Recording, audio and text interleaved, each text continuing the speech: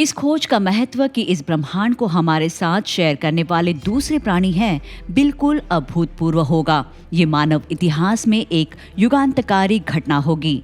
Karl Sagan. जिस पल हमारी चेतना गहरी नींद से जगी, इंसानों ने सवाल पूछना शुरू कर दिया। शिकारी से लेकर किसान बनने तक और फिर उद्योगपति और अंतरिक्ष यात्री बनने तक हमने एक लंबा सफर तय किया है। हमारे स्पीशीज को इस यात्रा के दौरान एक सवाल ने हमेशा उत्सुक रखा है कि क्या हम अकेले हैं? हमने आसमां को देख उसे समझने की कोशिश की। हमने ऐसे प्राणियों की कल्पना की जो हमसे बहुत आगे हैं, नीचे उतर रहे हैं और जो अपनी शक्तियों से हमें आशीर्वाद देते हैं। हमने इनके सम्मान में दीवारों पर लिखा, स्मारक बनाए और अनगिनत कहानियां भी सुनी और सुनाई है। इसके बावजूद हमारे ब्रह्मांडीय कजिन्स हमारे लिए कभी नहीं आए। क्या इसका मतलब ये है कि हम अकेले हैं, या शायद एक प्रजाति के रूप में पूरे ब्रह्मांड में सबसे सभ्य?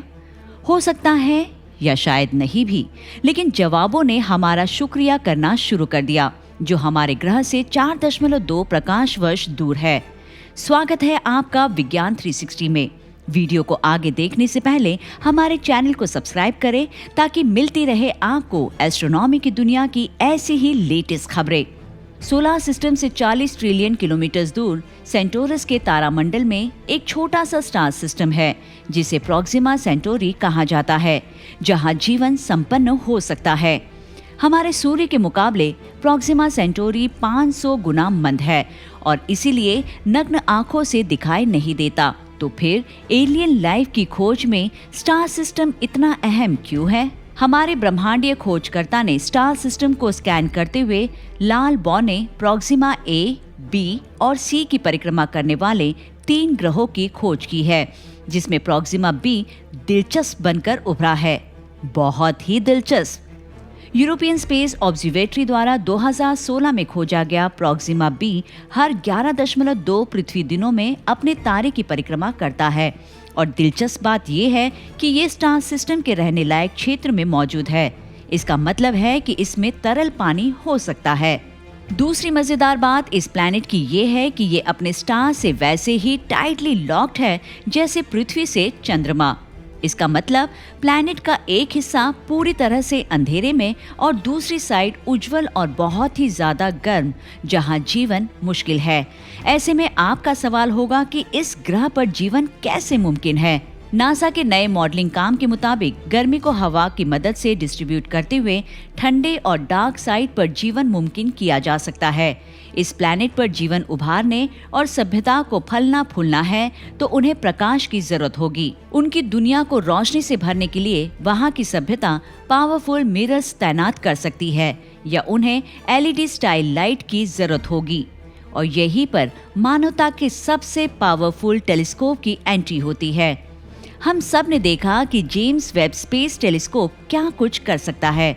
इसने हमें पृथ्वी से लाखों प्रकाश वर्ष दूर मौजूद ब्रह्मांडीय पिंडों की अद्भुत इमेजेस दी। न सिर्फ इमेजेस, बल्कि इसने प्रभावित रूप से दूर के एक्सोप्लैनेट में पानी की खोज की। असल में वास्प 96b का विश्लेषण इतना गहरा था कि वैज्ञानिक एक्सोप्लैनेट के वातावरण का अध्ययन गहराई से कर सकते थे। प्रोक्सिमा बी वास्प 96 की तुलना में ज्यादा नजदीक होने के साथ कल्पना करें कि वेब उसकी ओर मुड़ने पर क्या खोज सकता है।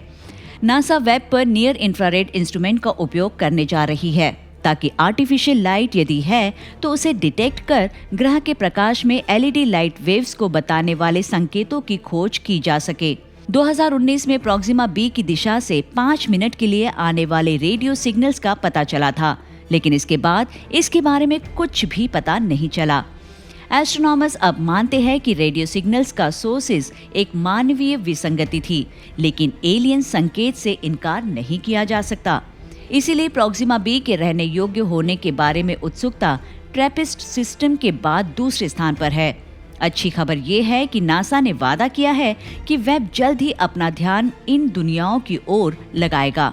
वेब के लॉन्च से पहले साइंटिफिक कम्युनिटी को इस बात का शक था कि वेब के इंस्ट्रूमेंट्स अच्छा प्रदर्शन नहीं करेंगे, और अब हम जानते हैं कि वो नासा के वैज्ञानिकों की उम्मीद से भी बेहतर काम कर रही हैं। और अगर वेब आर्टिफिशियल लाइट खोजने में असफल रहता है तो चिंता करने की बात नहीं, क्योंकि विज्ञान का मतलब इनोवेशंस, इम्प्रूवमेंट्स और एडवांसमेंट्स है। वेब हबल के उत्तराधिकारी के रूप में अपना काम शुरू कर चुका है। जी हाँ, सही सुना आपने। लार्ज अल्ट्रावायलेट ऑप्टिकल इंफ्रारेड सर्वेक्षक, जिसे आमतौर पर लूवियर के नाम से जाना जाता है, ये multi wavelength space telescope concept है जिसे नासा द्वारा विकसित किया जा रहा है, जबकि लूवियर जनरल पर्पस ऑब्जर्वेटरी के लिए एक कॉन्सेप्ट है जिसमें एक्सोप्लैनेट की एक विस्तृत श्रृंखला को चिन्हित करने का प्रमुख विज्ञान लक्ष्य है, जिसमें वे भी शामिल है जो रहने योग्य हो सकते हैं। एक अतिरिक्त लक्ष्य एस्ट्रोफिजिक्स की एक विस्तृत श्रृंखला को पुनः आयनीकरण युग से आकाशगंगा निर्माण और विकास के माध्यम से तारा और ग्रह निर्माण तक काबिल बनाना है। बेसिकली वेब का 2.0, जबकि अंतरिक्ष के लिए उड़ान भरने से पहले इसमें 1 दशक या इससे ज्यादा का समय लगेगा। अभी के लिए हमारे पास वेब है जो हमारे ब्रह्मांड को पहले की तरह दिखाता है। तो क्या प्रोक्सिमा बी पर जीवन है? जैसा कि मैंने शुरुआत में कहा, हम नहीं जानते। प्रोक्सिमा बी जैसे टाइटली लॉक्ड ग्रहों के बारे में एक दिलचस्प बात यह है कि साइड फेसिंग लाइट उबलते तापमान तक पहुंच जाती है और लगातार तूफान पैदा करती है। इसीलिए ये ऐसा लगता है कि इस प्लैनेट का एक छोटा क्षेत्र है जहां जीवन संभव हो सकता है। चूंकि प्रोक्सिमा बी भी अपने तारे के बहुत करीब है, इसीलिए ऑक्सीजन और नाइट्रोजन इसके वायुमंडल से बच सकते हैं, जिससे ग्रह पर जीवन के लिए 2 आवश्यक तत्वों की कमी हो जाती है। जब हाइड्रोजन मिश्रण में आता है तो स्थिति और भी खराब होती है, क्योंकि ये सारा तरल पानी खो सकती है।